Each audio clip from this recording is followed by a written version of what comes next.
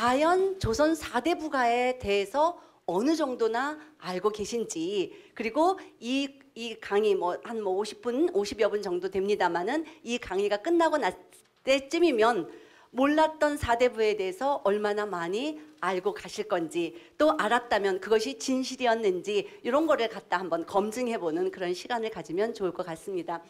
제가 지금 여기에 단원 김홍도의 자리짝이라고 하는 그림을 하나, 풍속화를 하나 가지고 왔어요.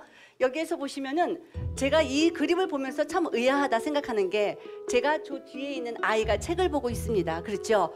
예, 저 아이가 크면은 이제 4대 부가 되기를 기대할 거예요. 그러면은 저 아이가 공부할 때 제 마음 같아서는 제 앞에 놓고 얘가 글을 잘 읽는지 이렇게 볼 것 같아요. 그렇지 않아요? 그런데 엄마는 물레 돌리기에 바쁘고 아버지는 자리 짜기에 바쁘고 애는 등 뒤에서 글 읽기에 바빠요.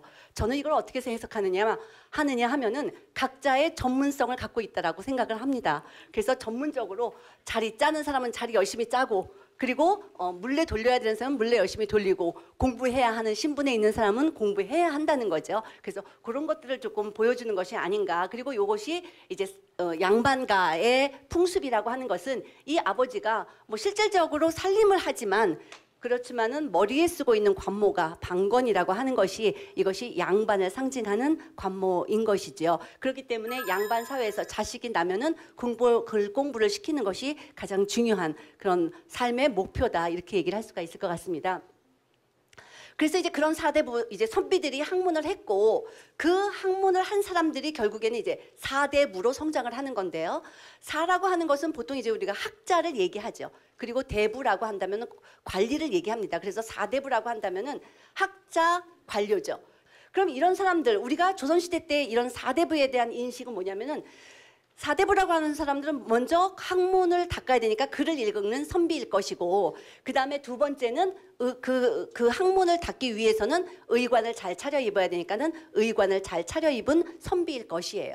그런데 이런 사람들이 4대 부로 성장하고 나면은 그 다음에는 이제 일도 했지만 어느 정도 경제적인 부도 있고 이러다 보니까는 풍류를 알게 되죠. 근데 우리가 이제 풍류라고 하는 것을 나쁘게 얘기할 건 없는 것 같아요. 풍류가 지금으로 얘기하면 우리의 전통 문화를 만들어낸 근원이 된다고 저는 생각을 합니다. 그래서 풍류를 즐기는 선비, 요렇게 얘기하다 보니까 4대 부 하니까 옷으로만 보면은 옷 잘 차려 입고 글 읽거나, 아니면은 옷을 잘 차려입고 풍류를 즐긴다 해도 우리 머릿속에는 기생깨나 끼고 놀았겠구나 라고 하는 생각이 들 수 있다는 거죠. 그래서 4대 부 하면은 기본적으로 드는 생각이 한량, 조선시대 한량 뭐 이런 생각이 약간 들어요. 그러다 보니까 그런 한량, 과연 살림살이는 했겠느냐, 살림살이에 관심이나 있었겠느냐, 이런 생각이 들고, 그래서 우리가 4대 부 하면은 그냥 놀고 먹었던 그런 4대 부가 아니었을까라는 생각을 하지만, 실질적으로 따져보면은 그렇지 않더라는 거죠. 그 제사 모시는 거 굉장히 중요하게 생각을 했단 말이죠. 그런데 제사를 모시려면은 최소한 주가포라도 있어야 되잖아요. 그러면은 그런 것들을 장만하려면은 살림에 나몰라라 해서는 절대로 그렇게 할 수가 없다는 거죠. 그러면은 과연 누가 그런 팔자 좋은 사람이었겠는가? 문집들을 쭉 읽어보니까는요, 대체적으로 4대 부 중에 팔자 좋은 사람은 누구냐면은 처복이 있는 사람이에요.